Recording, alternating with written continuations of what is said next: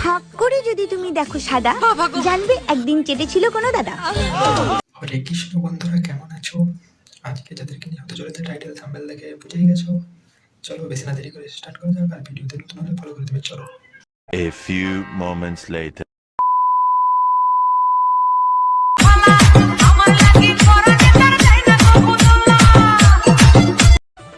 এত বছর পর দেখলাম, अच्छा তারপর ধরলাম, ठीक है ভালো লাগলো, একটু টিপলাম, ठीक है নরম লাগলো, তারপর একটু চুষে দিলাম, ठीक है समझ गया।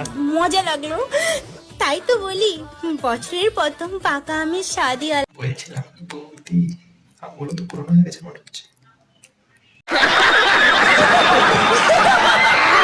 ফাঁক করে যদি তুমি দেখো সাদা, জানবে একদিন চেটেছিল কোনো দাদা। কি বলবো খুঁজে পাচ্ছি না, তবু বলছি ঠিক আছে। তাহলে কি দাদাও দেখেছিল ভাগ করে?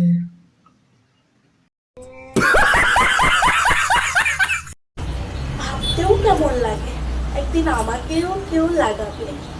কি না মানে সিঁদুর। ছিলাম কি বৌদি এখনো লাগাতে বাকি আছে? না মানে সিঁদুর। সিম্পল লজিক, ভালোবাসা বেড়ে গেলে পা তো ঘাড়ে উঠবে। হ্যাঁ, ভালোবাসা বাড়িয়ে গেলে তো পাতো খাটে উঠবে। খাটে বলি না, ঘাড়ে। তাই তো বৌদি। बात तो सही है। ভালোবাসলেই যে শুতে হবে তা তো নয়, দাঁড়িয়ে দাঁড়িয়ে তো ডগি স্টাইলে দিতে পারো। বলছিলাম বৌদি, দাদাকেও বলে দিও বিয়ে করলেই শুতে হবে এমন কোনো মানে নেই তো। দাঁড়িয়ে দাঁড়িয়ে দিতে পারো। बड़ा हरामी हो बेटा। এখন আম নিয়ে খুব চলছে কি, তাই তো আমগুলো কচি নেই বৌদি। দরদাম করারও কোনো ইয়া নেই, পূর্ণ হয়ে গেছে।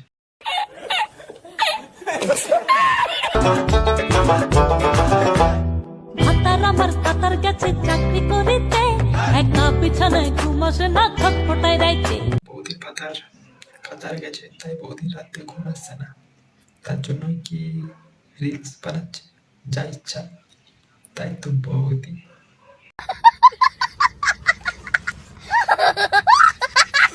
দেখা যাচ্ছে পরের ভিডিওয়। ভিডিওটা কিরকম লাগলো কমেন্ট করে বলবে, ফলো করে দেবে। ঠিক আছে, চলো, ভালো থাকবে। ভাতার আমার কাতার গেছে চাকরি করিতে, একা বিছানায় ঘুম আসে না, ছটফটায় রাইতে।